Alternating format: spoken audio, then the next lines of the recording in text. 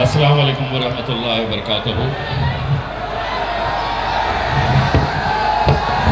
रास्ते से आ रहे थे हमारे क़ायद बैरिस्टर असदुद्दीन अवैसी साहब, यहाँ पर स्टेज पर मौजूद हमारे भाई ताहिर हुसैन साहब और उनके पूरे घर वाले, मजलिस इत्तेहादुल मुस्लिमीन के तमाम ज़िम्मेदारान। अभी जब रास्ते से आ रहे थे तो कुछ पोस्टर्स देखा हूँ जिसके ऊपर ये लिखा था केजरीवाल आएंगे। मैंने कहा अब नहीं आएंगे, अब न तुम आएंगे, न आप आएंगे, न कांग्रेस आएगी, न भाजपा आएगी, अब हम आएंगे। भाइयों, मैं जिस दिन से मजलिस इत्तेहादुल मुस्लिमीन ने यह फैसला लिया कि हम मुस्तफ़ाबाद से ताहिर हुसैन साहब को मैदान के अंदर उतारेंगे, सारी दिल्ली के अंदर ही नहीं बल्कि पूरे हिंदुस्तान के अंदर खलबली मच गई। इतनी तकलीफ होने लगी। जिस दिन ऐलान हुआ उसके दूसरे ही दिन मुंबई के पत्रकारों ने मुझसे पूछा, उन्होंने कहा कि भारतीय जनता पार्टी के एक नेता ने इसका विरोध किया है कि आप ताहिर हुसैन को कैसा टिकट दे सकते हैं। मैं कहा, अगर तू साध्वी को दे सकता है तो ताहिर तो मेरा भाई है, बिल्कुल दूंगा। और वैसे भी ये भाजपा के जो छोटे मोटे नेता हैं इनके ऊपर हम दखल देते नहीं है, बहुत ज्यादा अहमियत इन्हें देते नहीं है। मुझे पूरा यकीन है कि कानून ये कहता है कि जब तक तुम्हारा जुर्म साबित नहीं होता है तब तक हर इंसान बेगुनाह है। यकीनन आज हिंदुस्तान की जेलों के अंदर न जाने कितने ऐसे ताहिर हुसैन जेलों के अंदर न जाने कितने सालों से अपनी जिंदगी गुजार रहे हैं। मैं ताहिर हुसैन के पूरे घर वालों को ये बताना चाहता हूं और ये यकीन दिलाना चाहता हूं कि आपके साथ कोई हो ना हो, आपके साथ अल्लाह है और आपके साथ पूरी ताकत के साथ मजलिस इत्तेहादुल मुस्लिमीन खड़े रहेगी। ये इतने सारे जो लेकर आए हैं ना, ये सुनने के लिए आए हैं कि असद साहब कैसा ताहिर हुसैन को टिकट दे दिए। जो वो यही सवाल कर रहा है। हमें यकीन है कि मुस्तफाबाद की आवाम ताहिर भाई के साथ उतनी ही ताकत के साथ खड़े रहेगी जितनी ताकत के साथ बैरिस्टर असदुद्दीन अवैसी साहब, इम्तियाज जलील साहब, शोएब जमाई और यहाँ के नौजवान बुजुर्ग, मेरी माएँ और बहनें, ये मत समझो कि ये ताहिर हुसैन के साथ हुआ है। कल मेरा भी नंबर आ सकता है, कल तुम्हारा भी नंबर आ सकता है।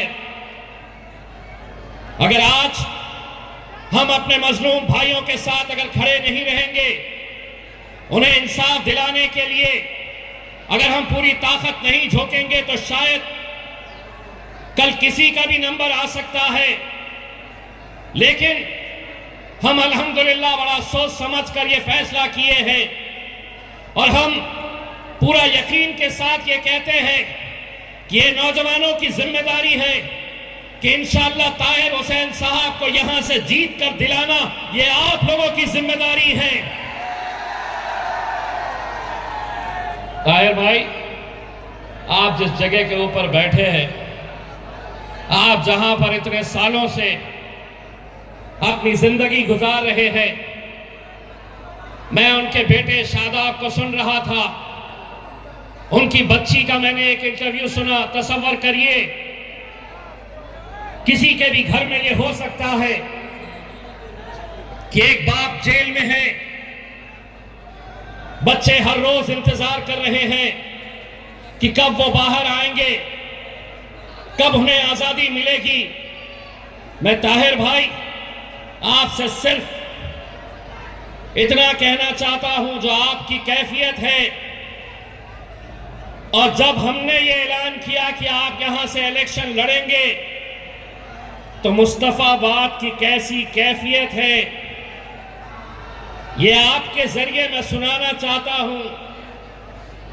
आग सीने में बड़ी तेज जला रखी है, ये मैं नहीं कह रहा हूं, ये ताहिर हुसैन साहब कह रहे हैं।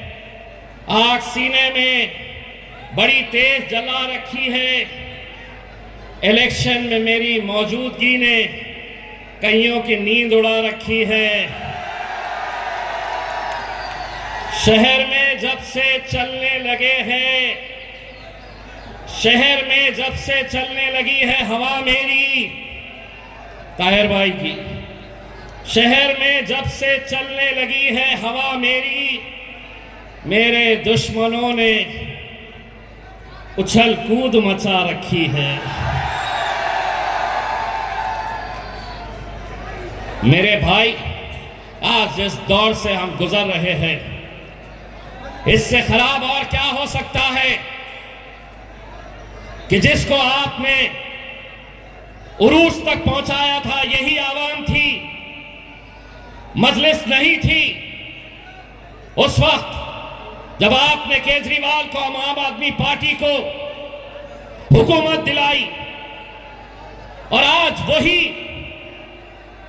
कुरान मजीद की बेहुरमती करने वाला, कुरान मजीद इस्लाम के खिलाफ बोलने वाला, उस शख्स को आप टिकट देते हैं, तो केजरीवाल कान खोल के सुन ले।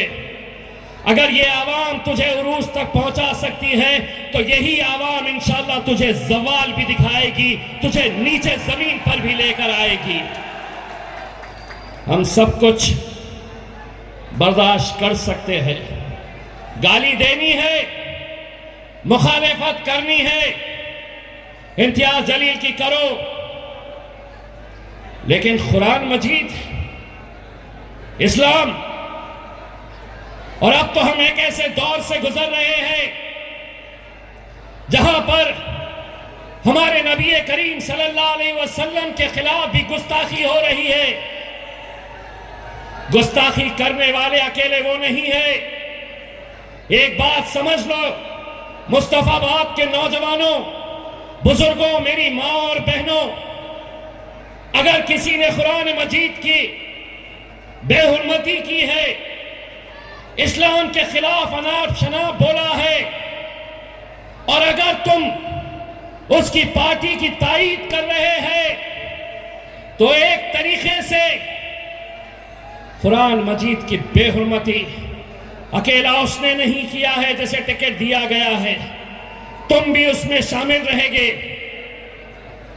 यकीनन आज हमें हमारा पैगाम देना है, एक ताकत बनकर खड़े रहना है। जलसे सजेंगे, आप आएंगे सुनने के लिए, लेकिन यकीन मानिए, वो दिन तसव्वुर करिए कि जिस पार्टी ने ताहिर हुसैन को जिस तरीके से निकालकर बाहर अपनी पार्टी से फेंका है, इंशाअल्लाह वो दिन भी आएगा कि सीना चौड़ा करके ताहिर हुसैन दिल्ली की विधानसभा के अंदर जाएगा और उनके बीच जाकर बैठेगा जिन्होंने उसे जेल तक पहुंचाने का काम किया है। मेरे भाई, मजलिस इत्तेहादुल मुस्लिमीन क्यों लड़ रहे हैं इलेक्शन, क्यों आए हैं? शादाब से पूछो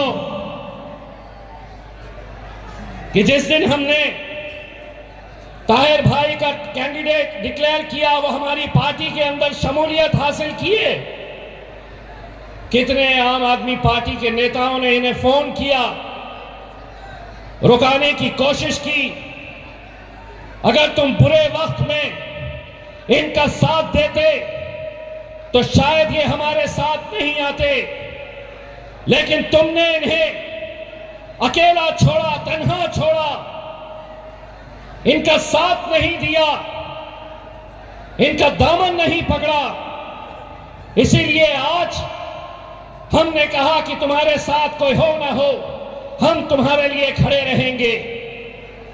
यकीन मानिए, दिल्ली के अंदर कितनी सीटें कौन लड़ने वाला है हमें नहीं पता है, कौन कहां से लड़ने वाला है, लेकिन सबसे ज्यादा अगर चर्चा होगी मेरे भाई पूरे हिंदुस्तान के अंदर, तो मुस्तफाबाद की ये सीट की चर्चा होगी। और जश्न सिर्फ मुस्तफाबाद नहीं मनाएगा, हिंदुस्तान के अंदर हर वो मजलूम जिसे लगता है कि हमारा कोई नहीं है, अरे जिसका कोई नहीं उसका खुदा होता है मेरे भाई। मुझे फख्र है मेरे कायद बैरिस्टर असदुद्दीन अवैसी साहब के ऊपर, जब ये बात हमारे दिल्ली के सदर शोएब जमाई साहब ने मुझसे कही कि हम ताहिर हुसैन साहब के परिवार वालों के साथ, उनके फैमिली के साथ हम बातचीत कर रहे हैं, क्या हम उन्हें टिकट दे सकते हैं, उन्हें इलेक्शन लड़ा सकते हैं। असद साहब को मैंने जब ये बात कही, उन्होंने 1 मिनट का भी वक्त नहीं लिया और उन्होंने कहा कि अगर वो तैयार है तो हम भी तैयार हैं। अब ये तैयार है, हम भी तैयार हैं, आप तैयार है या नहीं है? आपको तैयार रहना पड़ेगा मेरे भाई। इस दौर के अंदर, ये दौर खामोशी का दौर नहीं है, ये दौर जुल्म ज्यादती सहने वाला नहीं है। इस दौर में जीना है तो कोहराम मचा दो। हमने मचाया है। पूरे हिंदुस्तान के अंदर लोग ताहिर हुसैन और उनके साथ जो नाइंसाफी हो रही है, मैं यहां के तमाम बुजुर्गों से यादमन गुजारिश करना चाहूंगा, मजलिस की कामयाबी, मजलिस जब भी जीती है तो उसमें बहुत बड़ा हाथ हमारी माँ और बहनों का रहता है। हमारी माएँ और बहनें इस इलाके की, उनसे मैं ये हाथ जोड़कर अपील कर रहा हूं।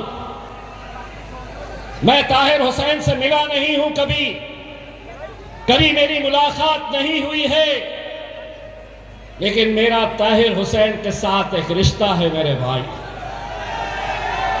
और ये वही रिश्ता है जिस रिश्ते के लिए इम्तियाज जलील ने औरंगाबाद से लेकर मुंबई तक सड़क को जाम कर दिया था। और वो रिश्ता क्या है? तेरा मेरा रिश्ता क्या? अरे तेरा मेरा रिश्ता क्या? वही रिश्ता मेरा और ताहिर का है, वही रिश्ता असदुद्दीन अवैसी साहब का और ताहिर भाई का है, वही रिश्ता हमारा शादाब के साथ है। मैं शादाब को ये कहना चाहूंगा कि शादाब अल्लाह रास्ते बनाता है। हमारी कोई हैसियत नहीं, हमारी कोई ताकत नहीं है। इंशाअल्लाह वो दिन भी आप देखेंगे कि अगर अल्लाह ने चाहा तो कैसे रास्ते बनते हैं। इंशाअल्लाह हम पूरी कोशिश करेंगे कि इस इलेक्शन के अंदर ताहिर हुसैन साहब आपके बीच में आए अपना प्रचार करने के लिए। आपकी दुआएं और आपका ताकत अगर हमारे साथ रही तो मेरे भाई, मुझे मालूम है आपकी दीवानगी किसको सुनना चाहती है। बैरिस्टर असदुद्दीन अवैसी साहब, और आपके बीच में मैं ज्यादा वक्त नहीं लेता हूं और अब दावत देता हूं बैरिस्टर असदुद्दीन अवैसी साहब को आपसे मुखातिब हो। बहुत बहुत शुक्रिया।